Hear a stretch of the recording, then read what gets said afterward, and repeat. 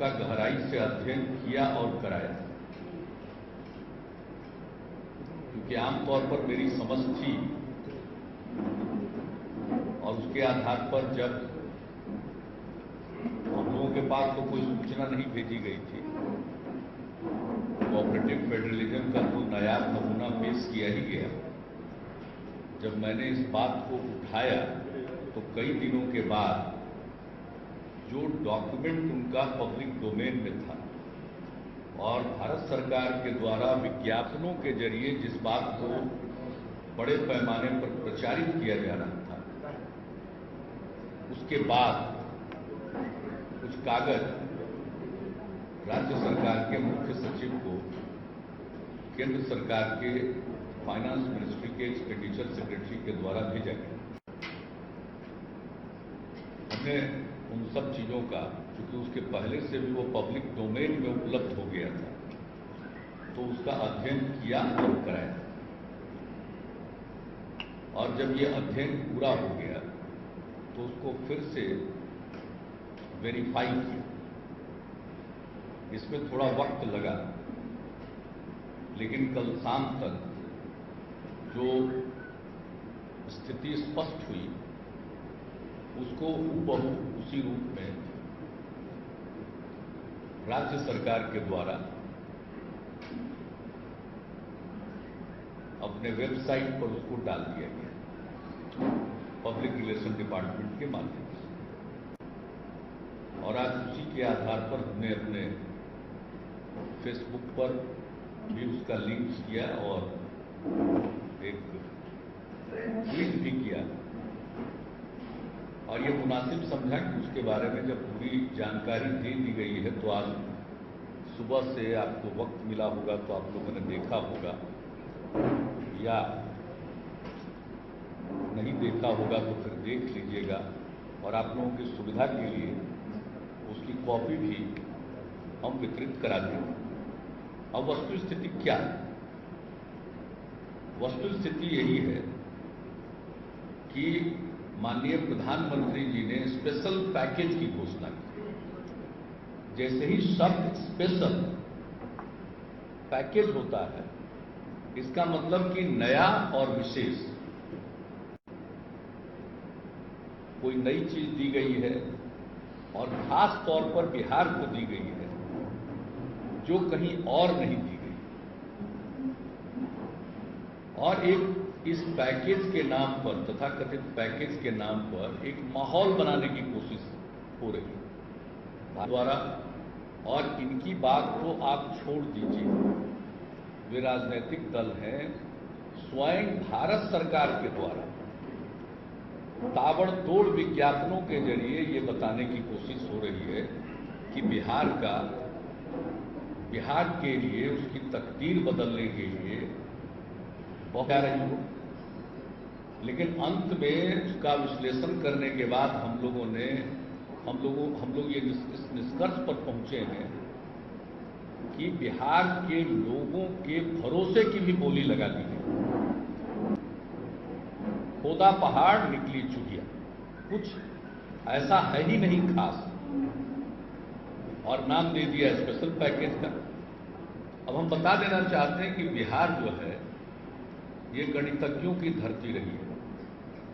आर्यभट्ट यही हुए, दुनिया को शून्य की देन उन्हीं की, जीरो उन्होंने ही दिया।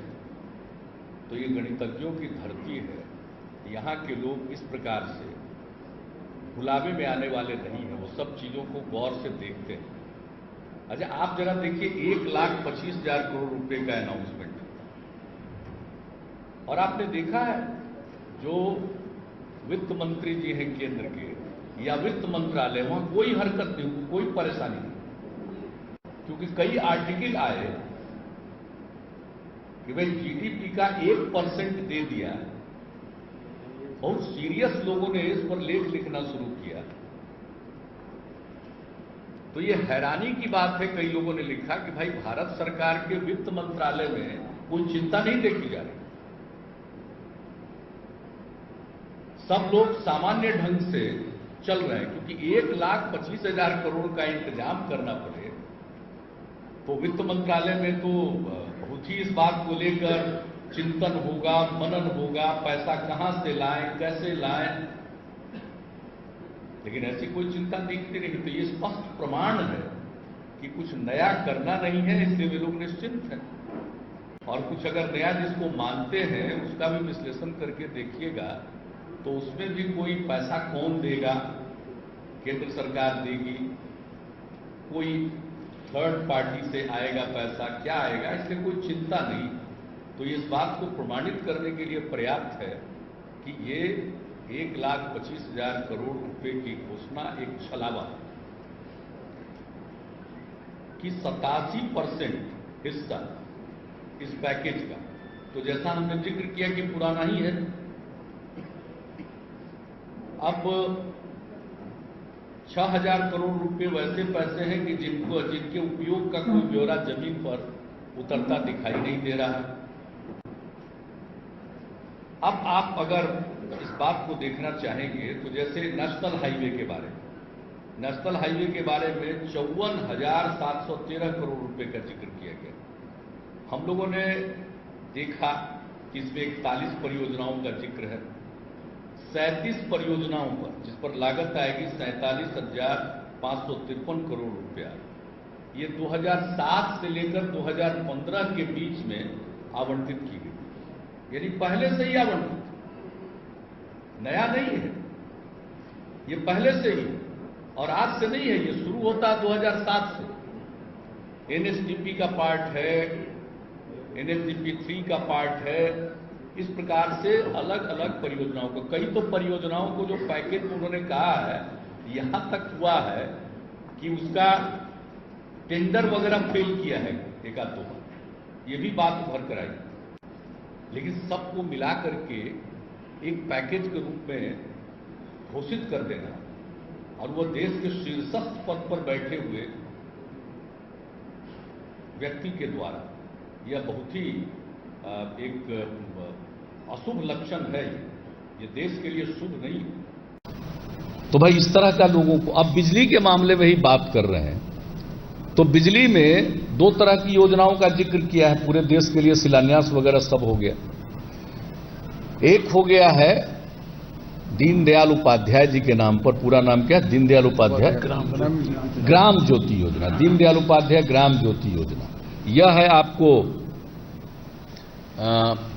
रूरल एरिया के लिए और शहरी एरिया के लिए भी ये लोग इंटीग्रेटेड पावर डेवलपमेंट स्कीम। तो पहले ग्रामीण इलाकों में राजीव गांधी ग्रामीण विद्युतीकरण योजना चल रही थी, और शहरी एरिया में एक्सलरेटेड एपीडीआरपी टाइप कुछ नाम, उसकी जगह पर नया नामकरण हो गया। और पहले रूरल राजीव गांधी ग्रामीण विद्युतीकरण योजना में 90% केंद्र देता था और 10% राज्य को देना पड़ता था। अब जो दीनदयाल उपाध्याय जी के नाम पर बिजली की योजना ग्रामीण क्षेत्रों के लिए बनाई गई है, उसमें 60% केंद्र सरकार देगी, 40% राज्य सरकार देगी।